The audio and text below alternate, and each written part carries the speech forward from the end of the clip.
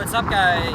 Alex here. It's a beautiful spring-like day here in the York Borough in Toronto, just northwest of downtown. And today is March 8th, 2026, which marks exactly a month since the long-delayed and awaited Eglinton Crosstown light rail line has opened. And as you guys already know, this project was 15 years in the making. It was supposed to open 6 years ago, but it's the whole saga of delays stem from a combination of construction challenges, lawsuits, the COVID pandemic, and the testing and commissioning phase, which actually suffered a lot of issues early on. But I already made a video talking about that.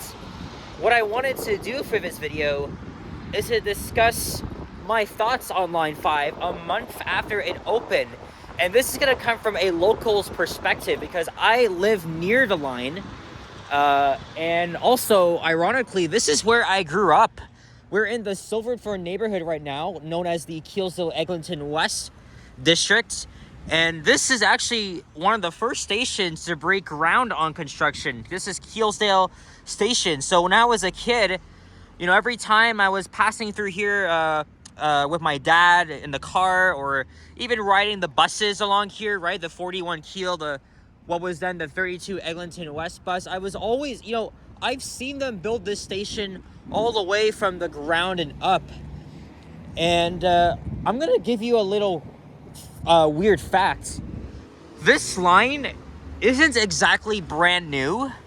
It's because the stations were literally built 3 to 4 years ago, but they just sat here awaiting passengers for the past several years. And same thing with the trains. They've been testing them for the past, like I said, 3 to 4 years, with with no account for transparency, nothing. But we're not going to talk about that. We're just going to talk about how this line has been really holding up after, you know, years of frustration and waiting. You know, as a local, I really wanted this line to make my life easier.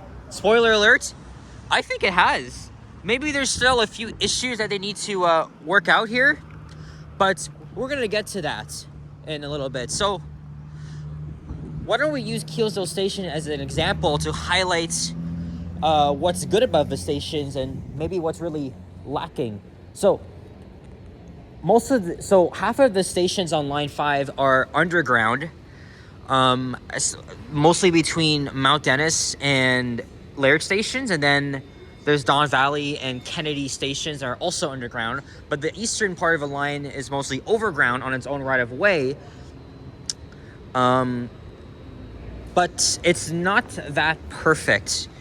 And also, with the underground stations, what I really don't agree with is the way they design the entrances. They look like giant freaking grocery stores or banks. It's a total waste of land use and real estate space. It's very unnecessary. You could have really added like more retail or transit-oriented developments. Like they would just add like an entrance inside an existing development. I mean, it's in place at Mount Pleasant and Eglinton stations, but I think they really could have done better. Also, most of the underground stations are very deep, and you have to go through a long set of stairs and escalators. This is because Eglinton Avenue is very hilly, and so its elevation is what really caused them to build the stations deep underground. Now, as we go down to the concourses, they're really nice and spacious, but I think they could really use more work. And also, most of the stations are not even original. They're actually like the same exact layout. Like for some reason, it's not really that attractive.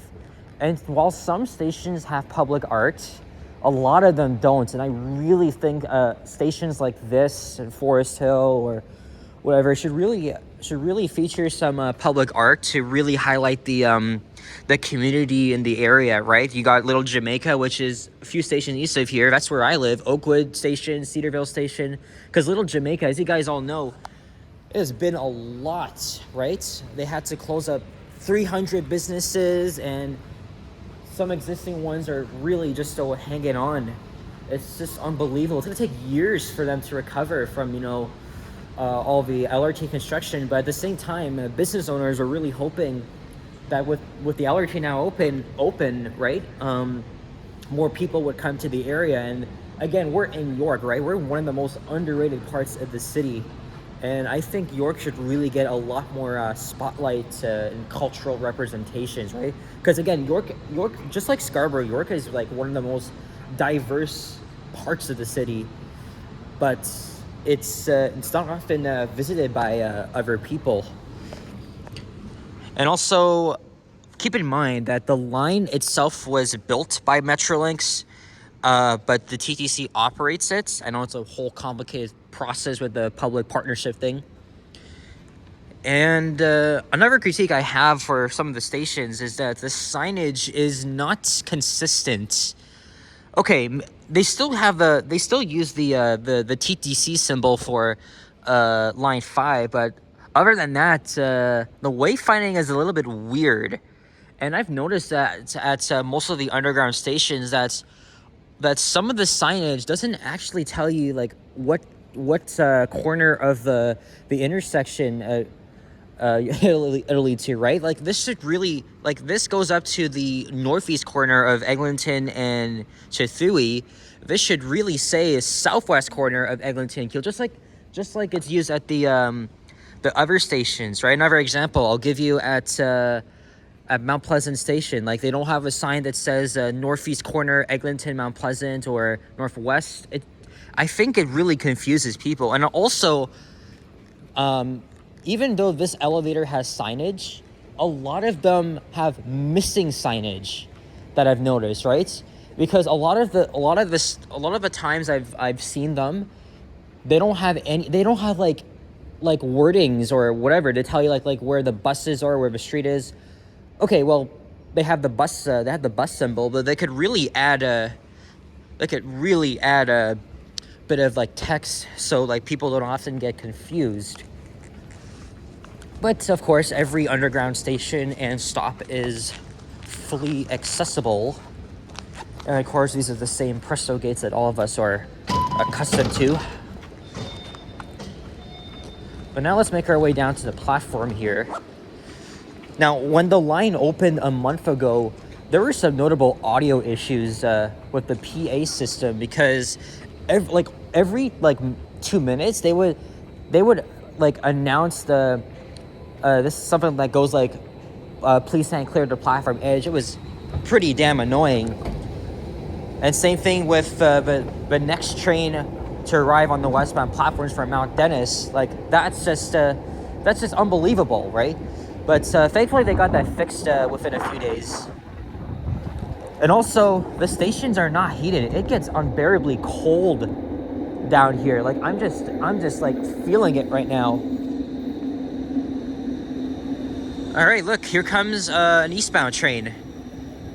And also, sometimes the next arrival information screens, they're not really that accurate, right? Next one's in 5 minutes, and then followed by one in 20 minutes. Like I think that really paints an inaccurate picture of what it really looks like. But must not forget that the line is operating under a soft opening, meaning trains are not running that frequently, and they're not even running up until 2 a.m.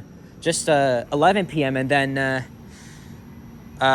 replacement buses take over, for maintenance. Because again, they really took a lot of their sweet ass time to try and work out any outstanding issues with the line, and hoping that it doesn't run into any problems. So anyway, now that we're on a train here, I don't know what anybody can call it, a friggin' tram or streetcar. Well, it's neither any of them. Here's the thing, though. Yeah, here's another critique. The PA announcements on the train are so freaking loud. They really gotta turn that shit down. But yeah, anyway, so instead of a subway, they decided to build a light rail line. And I want you to look at how fast we're going underground here. because, you know, everybody's had their doubts on whether this would be faster than Line 6. Turns out it is. But another problem that I have is that these trains, they only have 2 cars together, whereas the stations are designed to have 3 of them. And that makes it a huge problem, because I've been riding this line almost every day, and even I've taken a rush hour. One time at PM rush hour, it was so crowded, very, very crowded. I had to stand shoulder to shoulder, and it still had lots of people waiting at the stations. Yes, there's still a decent amount of people riding the line, but they could really add a 3rd car, so at least, you know, it relieves crowding spaces and stuff like that. Now, as we walk through the train here, this is a very similar layout to the downtown streetcars, but except these are bi-directional trains, as opposed to the streetcars where they just loop around. But the trains are pretty nice, even though here's a fun fact: these trains were only built between, I think, 2017 and 2021, so they're not that old at all. And, you know, same thing with the stations as well. I mean, these stations have been sitting here unused. But again, yeah, these are nice, but I really wish they would turn down the freaking volume of the loudspeakers. It's just unbearable. Next station. But other than that, I think this line really runs like a subway in the underground section. It's pretty decent. Well, actually, more than decent. When we go above ground, though, because it runs right in the middle of the streets, that's where we find maybe some slight issues. So, overground, it's fine. But remember, this line doesn't really have single priority installed as yet, but this is better than Line 6. So when the line opened, unfortunately, left-turning vehicles had to go ahead first.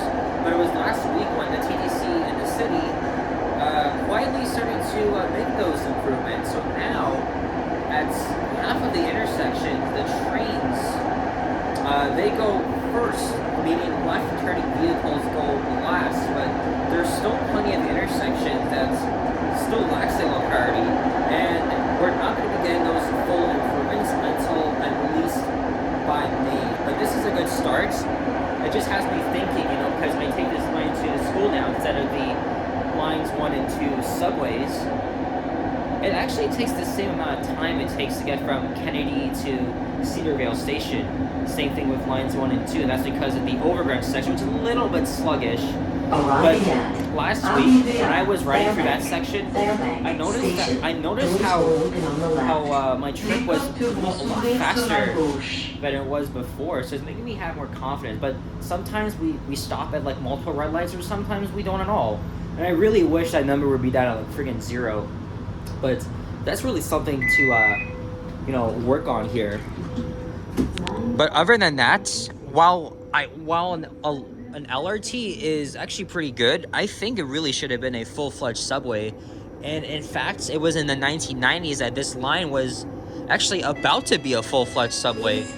But shit happened, and the provincial government at the time, led by Mike Harris, decided to fill in the holes of a subway line that was under construction. And so we got this instead. But I mean, this is pretty good. But if anything, this should have been a subway. But so far, it's really holding up well. It's really exceeding everyone's expectations on the line, because this makes Line 6 look really bad, because it's a slow-ass, glorified streetcar line. It sucks. So as someone that lives near the line and has been really eager to ride this, I lived along Eglinton all my whole life. I'm 22. This thing was under construction since I was 7. I'll wait till this thing goes, because I should have brought my AirPods.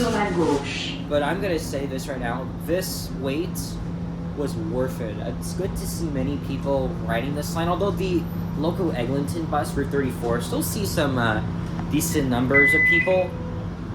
But I think other than that, I think this line is still going to serve everybody, including myself, in the many years to come. It's going to change the way people commute. And of course, it's already going to be enhancing mobility around the city, because this line is really serving some underserved communities in the city, right? Like I said, we got Mount Dennis, Keelsdale, Little Jamaica, Forest Hill, you name it. Of course, this is the map of the entire regional transit system. So we're at Oakwood. Now we're coming up to Cedarville, which is my local station. While the train is in motion, please remain And I'm going to get off here and transfer to line 1. So like most of the times now, I just walk to Cedarville Station. But sometimes I find myself waiting for a train. Okay, that is giving me a headache now. This is just... If I had one complaint, it would literally be how loud the announcers. It's such an overkill. It's so bad. But either way, I love this line. I know it still has a couple of flaws. Leave your opinions in the comments down below. But it's creating new opportunities. It's increasing connectivity to other routes. Of course, it connects to 3 subway stations and 2 GO train lines and 1 Up Express train. And just like that, here we are. So normally it takes like 15 to 20 minutes from Mount Dennis to Cedarville by bus, but this took like 7 minutes. And it's just a huge improvement, because we all had to endure getting stuck in buses that often went very slow. But it's really working out. Same thing when you're going to Yonge and Eglinton. It's a whole lot better, man. Because Eglinton today, even after the construction, it sees so much traffic. And it was really frustrating me at the time when, they were still testing the trains, right? Stand clear of the doors. Oh, guideway intrusion detected. So when somebody steps onto the tracks, an announcement blasts out saying that a person has been detected, and then the sign comes up ahead. And I think it stops the trains as well, but doesn't actually do that this time. Also, for an interchange station, it's not actually that busy. I mean, it is a Sunday afternoon. But I think other than that, this is a really cool line. And also, must not forget, they're extending the line all the way to Mississauga. So Eglinton Avenue is going to be pretty much covered with fast and frequent rapid transit. And unfortunately, I do have one other critique of future projects, is that they're probably going to add like a standalone LRT line east of Kennedy, and that's something I really do not like. That's going to be for a different video. So here we have another spacious station. Of course, it's really nice and modern, but there's also some underground spaces that could really easily be turned into retail. I mean, also at the transfer stations, they have these fire doors that stay closed all the time. It's really annoying having to push or pull them. Like, they should really stay open at all times, and the only time they should close is if a fire alarm has been activated. But other than that, the transfers here seem a little bit kind of seamless. But you just have to know your way around, right? Because if you wanted to go to the southbound platform, I'd have to go to the other end, and then I can reach the southbound trains from here. But I'm going north, so I've already done this transfer a number of times. And so we went from my old neighborhood to my current neighborhood where I live.